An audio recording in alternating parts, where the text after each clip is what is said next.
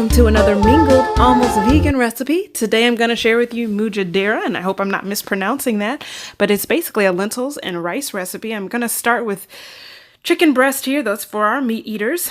Brown rice. I haven't tried with any other kind of rice, so I would stick with brown rice.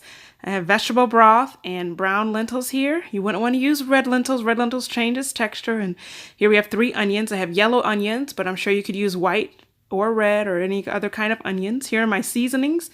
We have cumin, paprika, black pepper, salt, onion, and garlic powder. And I'm going to cook with a little olive oil. I'm sure you could use any type of oil. It would work. This is a good, easy recipe. You just have a cup of brown rice here, and I'm just rinsing off my rice. You just rinse it until the water comes clear at the bottom. I just like to rinse off my rice, I guess, in most of my recipes. And then we got a half a cup of lentils, and of course, as the bag says, it's an agricultural product, so you want to kind of sort through them, make sure there's no stones or any other kind of things that could result from that type of product. And then you are going to rinse them off. This is a half a cup of brown lentils. If you were to use red, it would turn to mush, so you don't want to do that.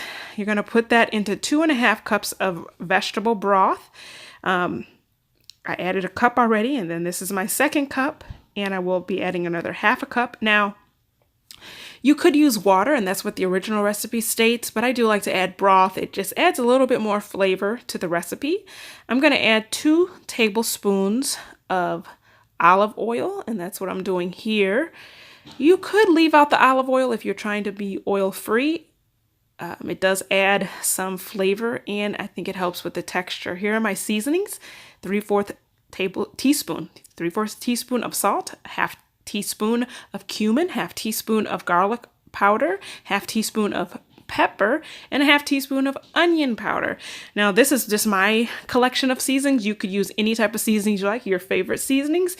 You just want to taste the broth before you start to cook it, because that is how your dish will turn out. So that's there, the lentils boiling. You're going to take it from the high heat and turn it down to low and put your timer on for 45 minutes, and there, just let it cook. You're not going to check it. You're not going to open the top. You're just going to let it cook. From there, you're going to chop your onions and cook them. Here, I just kind of coated the bottom of the pan and put in my chopped onions. I'm sure that was probably about 1/4 of a cup, but basically you want to make sure there's enough oil in there so that your onions do not stick to the bottom.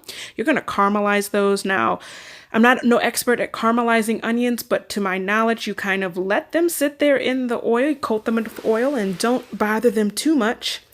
It takes about 20 to 30 minutes to do that. Now, here is me preparing the chicken. Now, I'm going to speak to those out there who might not know how to prepare and cook chicken. I'm sure there are other vegetarians out there who may have been vegetarians their whole life and maybe are cooking for a loved one who's a meat eater and who need to know and would like just how you go about preparing chicken to cook. So here I'm just cutting off all the gizzards and all the tendons that might be slightly remaining on there.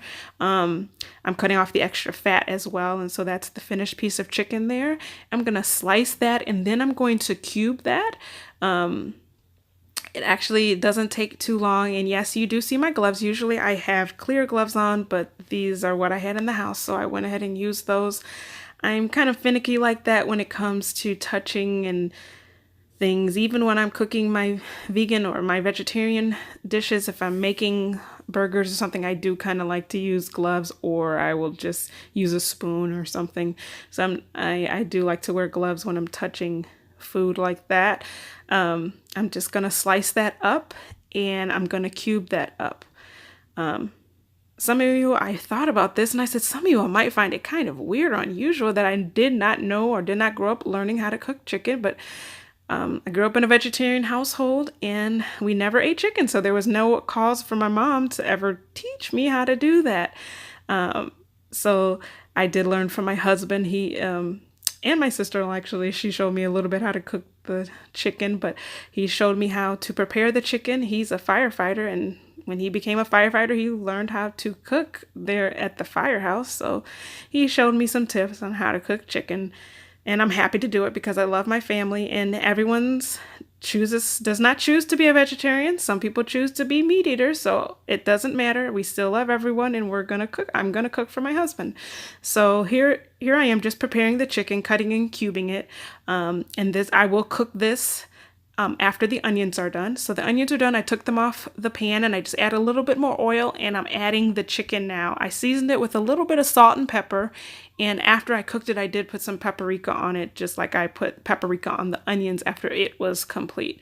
So when you cook this, those who don't know, you're gonna want to just cook it. The outside will become like a white texture, and then you might want to cut open one of your larger pieces just to make sure that there is no raw meat inside. And since you're not testing it, if you are the one cooking who's a vegan, then you'll just, you want to make sure it's nicely seasoned. My husband told me today, you can never it's very difficult to over season meat. And now I didn't season this a whole lot because the actual lentils and rice were seasoned quite well.